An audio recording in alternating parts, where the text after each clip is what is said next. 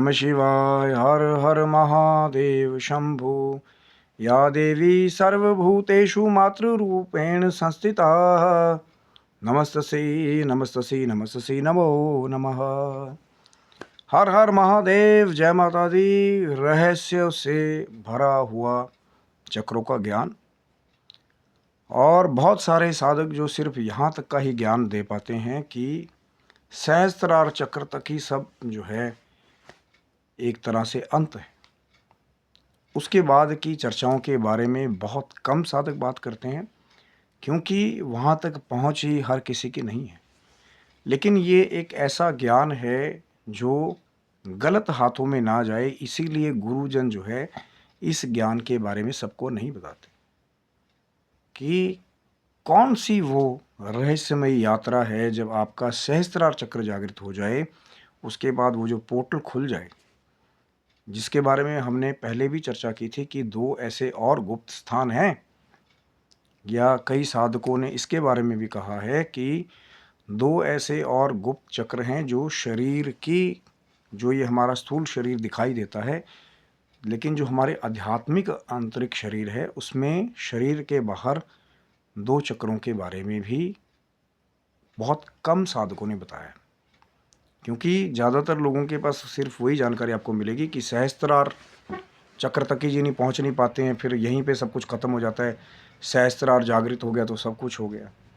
जबकि सहस्त्रार चक्र वो पोर्टल है, वो बैरियर है नेचुरल और सुपर नेचुरल के बारे में, कि जब माँ सिद्धिदात्री की कृपा हो जाए। बहुत सारे ये चर्चा जो शायद नवरात्रि के आखिरी उस रहस्य के बारे में है कि जब नवरात्रि में भी 9वां दिन जो माँ का 9वां स्वरूप है, माँ सिद्धिदात्री का, या जब भी आप अनुष्ठान करें, जो सिद्धियों को देने वाली है, अड़ी माँ, लघी माँ आदि जो है सिद्धियाँ, जिनका प्रदर्शन हनुमान जी ने भी किया लंका में जाकर के भी, कभी छोटा होकर के दिखा दिया, कभी बड़ा होकर के दिखा दिया, पवन पे उड़ने की सिद्धि, ऐसी बहुत सारी सिद्धियाँ हैं जो एक आम आदमी को एक सुपर ह्यूमन में बदल भी सकता है, जो कि पॉसिबिलिटी है और बिल्कुल है।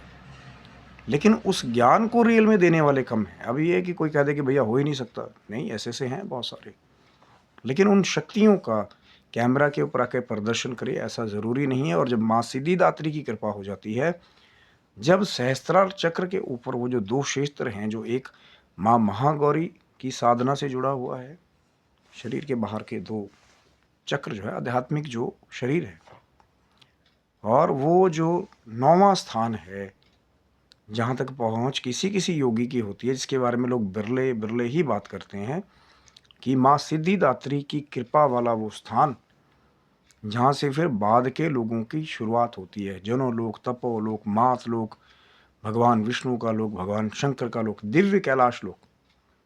ये कैलाश यहाँ बताया जाता है जो पृथ्वी पर मौजूद है, लेकिन एक दिव्य कैलाश जो है जहाँ धर्म की स्थिति है, वो उस आध्यात्मिक जगत में अलग डायमेंशन में बताया जाता है। लेकिन यही वो मार्ग है सहस्त्रार के बाद वाला, जहाँ से योगी बैठे बैठे समाधि के मार्ग से अलग डायमेंशंस में जा सकता है, जिसको एस्ट्रल ट्रैवल का नाम दिया गया है। लेकिन किसकी कृपा से वो होगा?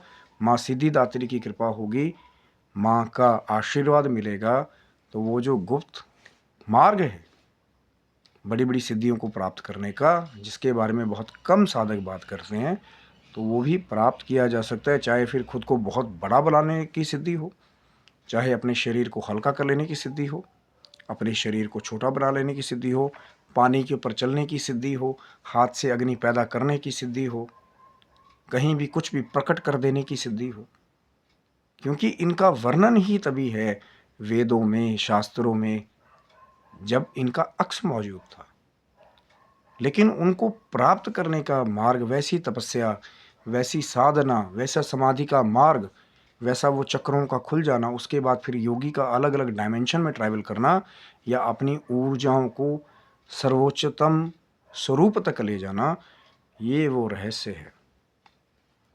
क्योंकि इसके बारे में इसीलिए बात नहीं करते कि ये वो गुप्त ज्ञान है जिसको अगर कहीं गलत हाथों में किसी ने प्राप्त कर लिया तो इसके द्वारा विनाश भी किया जा सकता है, क्योंकि ये कुंडलिनी शक्ति जो है इसे अणु ऊर्जा के बराबर जो है साधकों ने बताया है कि इसकी कोई लिमिट नहीं है, लिमिटलेस। और इसी के साथ वो सावधानी भी जुड़ी हुई है कि इस ऊर्जा को कंट्रोल करने का भी मार्ग आपको पता होना चाहिए। इसीलिए हमेशा से एक गुरु के मार्गदर्शन में, एक गाइड के मार्गदर्शन में कुंडलिनी प्रैक्टिसेस को करने के बारे में बहुत सारे साधकों ने कहा है। क्योंकि आप जागृत तो कर लेंगे, या हो सकता है कोई मंत्र जाप ऐसा कर रहे हो, बीज मंत्र आपको प्राप्त हो गया, चाहे भगवान शिव का, माँ भगवती का, कि ऊर्जाओं को आपने जागृत कर लिया, चक्रों की तरफ कुंडलिनी शक्ति ऊपर उठने भी लगी, लेकिन वहाँ जा कर के उस शक्ति के वेग को जब आपको अलग अलग फिर एक्सपीरियंसेस हो, चाहे शरीर में झटके लगना है, चाहे बिजली किसी तरंगे दौड़ने वाली बात है, या ऐसे लग रहा है कि भैया कोई चीज़ ऊपर की तरफ खींच रही है, उन एक्सपीरियंसेस के बारे में यदि आपको पहले से नॉलेज नहीं होगी तो बहुत सारे साधक जो है डर के मारे इन साधनाओं को बीच में ही छोड़ देते हैं या बीच में बंद कर देते हैं कि उनके साथ कुछ गलत हो रहा है। और कई जगह तो सपने में बार बार फिर सर्पों के सपने आना, क्योंकि कुंडलिनी शक्ति जो है वो सर्प शक्ति के साथ भी इसको मिला करके देखा गया है। तो सोते जागते फिर कई बार वही जो है विजुअल्स आपको आने शुरू हो जाते हैं। तो बड़े बड़े साधक जो है डर के मारे बीच में, क्योंकि उसका ज्ञान नहीं जब रहेगा कि भैया ऐसा होगा, अपने आप कई बार कुंभक भी होगा, रेचक भी होगा, कई बार सांस रुकेगी फिर गहरी हो जाएगी, ऐसे बहुत सारे एक्सपीरियंसेस है। जब कुंडलिनी शक्ति जागृत होती है तब ये एक्सपीरियंसेस होते हैं। लेकिन जब महादेव की कृपा हो जाए, माँ भगवती की कृपा हो जाए, आपको पहले से उसकी जानकारी है कि हाँ ऐसे एक्सपीरियंसेस हो सकते हैं। क्या करेंगे जब ऊर्जा ऊपर उठ रही है, अब आधे शरीर के बीच में आगे उसको ऊपर कैसे लेके जाना है? नहीं तो फिर वही है कि अगर सिर्फ सेक्सुअल चक्रास तक आकर के वो एनर्जी बार बार आपको पोक करेगी तो फिर आप उसको कंट्रोल नहीं कर पाएंगे। और ये रियलिटी है, क्योंकि असली गुरु वही है जो साधक को वर्स्ट चीज़ों के लिए भी तैयार करते हैं कि भैया अगर शक्ति का वेग एकदम बढ़ जाए तो कैसे कंट्रोल करना है। ये नहीं कि बस अच्छा अच्छा बता दी कि भैया बड़ी महान सिद्धियाँ छिपी हुई हैं, लेकिन उसके साथ एक सावधानी भी जुड़ी हुई है। हर एक बड़ी शक्ति के साथ एक सावधानी जुड़ी हुई है, उसको जान लेना बहुत ज़रूरी है। मैंने पहले भी कहा था कि कोई भी साधना हो, चाहे वो सात्विक साधना है, चाहे वो मिक्सचर है तंत्र का और सात्विक साधनाओं का, वहाँ पे उस चीज़ के प्रारूप को जान लेना बहुत ज़रूरी है। कौन सा मंत्र जाप हम कर रहे हैं, कौन से देवी देवता का है, उसका प्रारूप क्या है, कौन सा तत्व है, उसका रिजल्ट क्या होगा। अगर अनकंट्रोलेबल जो प्रचंड मंत्र हैं माँ भगवती के, वहाँ सौम्यता कैसे रखनी है, वहाँ कंट्रोल कैसे करना है, ये गुरु शिष्य परंपरा का एक पार्ट है। लेकिन अब मैं यहाँ से वो नहीं कहूँगा कि सिर्फ वो कान में देने वाले गुरु ही हों।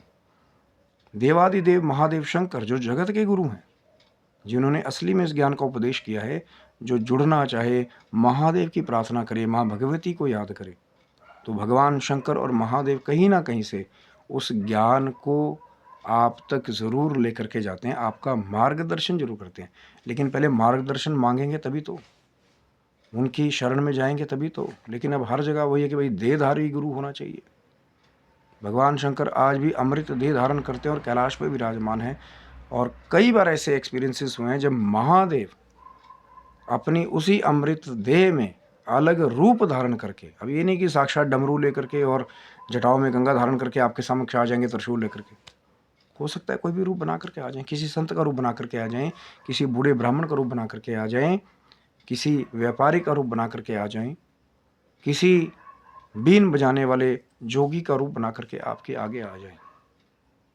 ये महादेव की वो सिद्धियां हैं जहाँ महादेव जो है रूप पल पल पे कई बार बदल लेते हैं। कई बार छोटे से बालक बन जाते हैं तो कई बार 1000 साल के बूढ़े योगी भी बन जाते हैं। ये महादेव की वही सिद्धियां हैं। लेकिन जिसने उन्हें जागृत किया है, वो जो महान शक्ति है, जो प्रकृति स्वरूपा है, माँ भगवती, जब भगवान शिव की और शक्ति की कृपा हो जाती है तो ये सिद्धियाँ और ये जो मंत्रों के बीच छिपी हुई शक्तियाँ हैं, ये अनायास ही प्राप्त हो जाती हैं। लेकिन हमेशा प्रार्थना कीजिए, क्योंकि जब ईष्ट सिद्धि आपके पास हो कि ईष्ट देवादिदेव भगवान शंकर, माँ भगवती आपके पर दयाल हों, तो आपका मार्गदर्शन स्वयं करते हैं। और जब भी लगे कि मार्ग में त्रुटि हो रही है, पैर पैर पे महादेव जी को याद कीजिए, माँ भगवती को याद करें।